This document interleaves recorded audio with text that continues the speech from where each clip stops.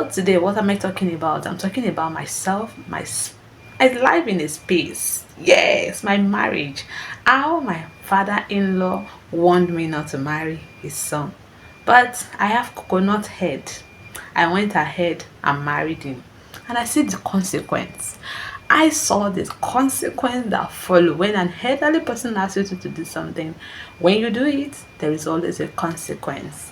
So stay tuned, sit back as you learn from my story today, and you unlearn and relearn, and we engage together. Some people actually call themselves a perfectionist. Yeah, they know what is so best for you. They know what they think is so good for you. But let's see if they are perfect. Because it's only God that can tell tomorrow. But we must have a glimpse of what tomorrow is all about. Of what you're gonna get out of one thing you are going into, either business, either life partner. Let's see how it go, how it went. My God is a good God. He never puts me to shame because I was not confused. I was convinced that He is a rewarder of them that trust in Him, that trust His word. Did I actually suffered? Did I actually went through poverty? Was there any poverty stinking rubbish smell on me, like they said? On this video, we will talk more about that, and you will get to know how we put through and survive the situation. So come with me, let's dive into the video straight away. Hello everyone, thank you for subscribing to this channel. My name is Cecilia Lovelin. Thank you for subscribing to my channel once again. If you're a new subscriber on this YouTube, thank you for stopping by. This is a lifestyle channel. I dish out my story as a good content out there to encourage people to see life from where it stopped from other people's life. So today I'll be talking about how my father-in-law asked me, warned me, even my husband stepmother asked me not to marry their son. But I have a coconut head. I never listened to any of your word. I went ahead and married this young, vibrant man. And this is how the story starts. Year 2020. We started this relationship. God was the foundation of the relationship from the beginning. I knew very well that my husband never had an apartment, because a personal apartment. He never lived in the gutter. Yes, and he never lived on the streets. But they are three friends then. They lived together as a friends. So fast forward to that time, we started this relationship almost a year. This man never got any apartment, never do anything. He was the only son of his mother, and he's the firstborn of the dad. Meanwhile, we pick an introduction date. We did our introduction. On that introduction day, something happened, something spectacular, something I live to remember all my life, something I will never forget in my life, something that I keep telling people that when things like this happened, if you don't have God, you don't have faith, you are not intentional about your life, or you want to marry a man because of one thing or the other, you don't know where you're going. You never know what can happen to you. I don't have a mom, I don't have a dad. I took this bold step. Before taking the bold step, before our introduction, I have prayed to God to give me peace in the midst of making this decision. Not to get weary, not to get weary, not to get just to be focused. Because I believe marriage is a decision between two people. Two people must be involved, and they must agree to each and value norms of the home. That was what I did. So after our introduction on that particular day, when I got home, my husband's younger brother, half brother, called me that he wanted to have a discussion with me, which I agreed to. I was even thinking they were talking about that he's going to talk about our wedding date. I never knew it was something else. So fast forward to that time, I didn't tell my then fiancé that I was going to his half brother's house. I never told him anything. So I got there, I met the stepmother, I met the father, I mean my husband's stepmother, my father-in-law, and his half brother, his younger brother. So I met him there. They sat me down. Note that this video is not to disregard anybody. Of course, you must respect your husband's family. They are very important to you. They are one kind that you cannot override. And I believe if you want to talk to someone, there's a way of dishing out information like that. There are protocols in life that you have to follow. There's a way you just approach people. You don't approach people, maybe they are vulnerable or they don't know what they are doing. So they called me, to cut the story short. They called me. My my husband's half brother was the first person that spoke to me that on my introduction day that he actually ate poison. Not fully well that he ate with everybody, with my husband's friend that day, then my then fiancé that day. They ate together. So it really, I was so perplexed that you ate poison, is that he almost gave up at the middle of the night, that they have to look for a remedy to cure the thing. Somewhere in my heart, I know my coming there was very, very wrong, but I couldn't rectify it. But I'm grateful to God that I came that day. If I had not yielded to his calling that day, I felt like I don't want to go, I wouldn't hear what I heard. Did you know what my half brother-in-law said? He said, "Did I actually know what I'm doing? I want to get married." To who? I was shocked. But this is the kind of person that my then fiance, which is my husband now, he talks about. He presents them very well to me. There have never been a time he has really said a source word about them. God bear me witness. So I was so perplexed. I didn't say anything. So my father-in-law now said, "Didn't you know that your fiance then never had a job?" Meanwhile, my husband is an engineer, but he's a freelancer then. He never had a permanent job. Yeah, his working then was not consistent. So he might go for 6 months and stay at home for 6 months, which I knew. I knew what I was signing in for. My in-law now said, no, he has a job, but the job was not consistent. I am very well sure that he was saying all this thing for my own good, because the stepmother-in-law made a statement. He said, "Ìyà ò dá lára," like poverty is not good, which I resonate with. Poverty is not good. Somebody you are getting married to, he had no house of his own, he had no mattress, he had no any necessity that make up a house that could even make a woman to settle down, that I want to marry this kind of person. I just realized that how can a man in his right senses sat a wife you have never married to down, discouraging her, telling her all of these things? I didn't say anything. I was just nodding my head. But I did a record that day of all the words they have been saying, because I wouldn't have done the recording. Why? Because my half brother's younger brother said I shouldn't tell my husband that they called me. They said those words to me. So I just have to pick my phone. So I recorded it. My father-in-law now look at me was that he look at my countenance, because I've never seen any human being on earth that you will tell such word and the person will feel like, I have to celebrate and smile. My countenance changed. Before my introduction, I never knew my mother-in-law. I knew my stepmother-in-law as my husband's mother.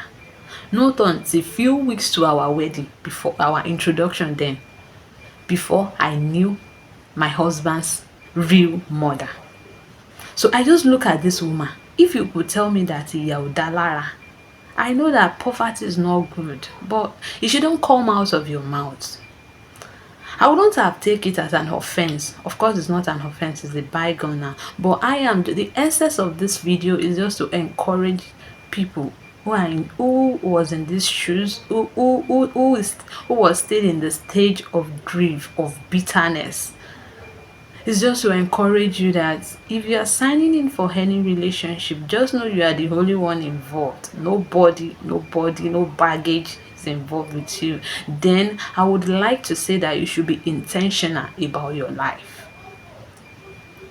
So, fast forward to our discussion that day. Numerous things were said about my husband. My husband is a kingdom steward. Yeah, he knows how to give. I know that.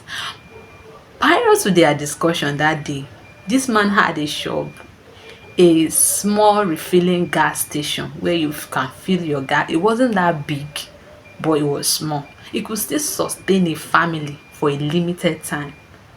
I look at them, then I cried. See, polygamous family is not a family you can just see with a mere eyes. There are much involved. That day, that very day, they called me and said all of this thing. I couldn't say. I will not be able to say all of this thing because I know they will be seeing this video and I know they will be shocked. But I knew that some key statement they said that day that I am going to suffer. This man only give his money to God, to church. There's no how he will take care of you.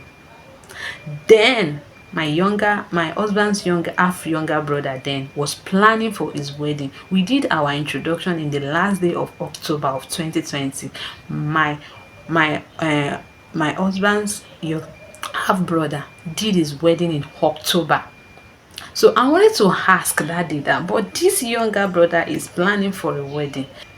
I couldn't say anything. Why? Because I've not been married to that family. But it really broke and shattered my heart because I really hold them then in high esteem. I really loved them. I cherished them. So after all of this has been said, so I said something that day.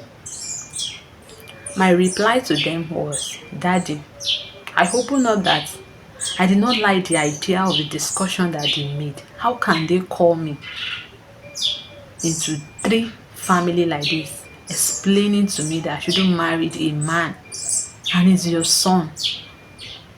My father-in-law is this kind of person that there's no how he will be able to peruse his way between two women. He didn't have this double-minded heart that will make him to walk perfectly between two women. I knew that someone somewhere in his heart, it wasn't like that. He's a loving and kind man. So I didn't see it as an offense. I saw the action as an offense. Why? Because the stepmother-in-law stepped in, rubbish, disregarded the man I wanted to marry, knowing fully well is the firstborn of the family. And why? Because the younger brother is very, very young to him, calling me, asking me as if I was begging for marriage. So I told my father-in-law, I told three of them that day that your son is the least among someone I should have married. That I never knew what brought us together. It was the destiny and God that brought us together. But I look at the future where I was heading to. I look at love.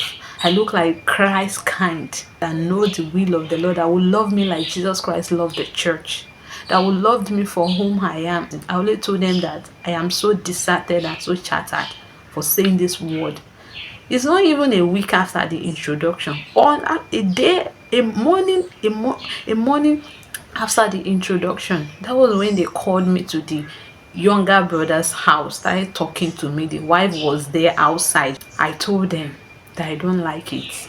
That one, they made me feel that their family is so lawless. Their family had no value. They have no norms. They are not cultured. They are not well cultured. That in our family, we look from the apex before it gets to the down. As an elderly person, you don't talk to your elderly person anyhow. Even when you have a decision to say, a word to talk, you tell your daddy. I didn't mean it was the dad. I know the daddy was very scared then. That how can we get married in December? Because we've already picked the date on my introduction. I'll be getting married by December.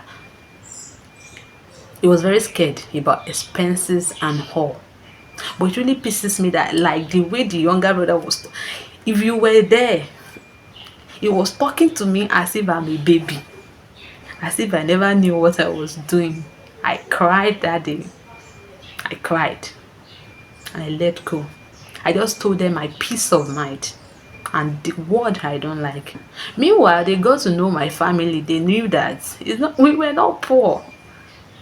We were not poor and we were not the richest in our community.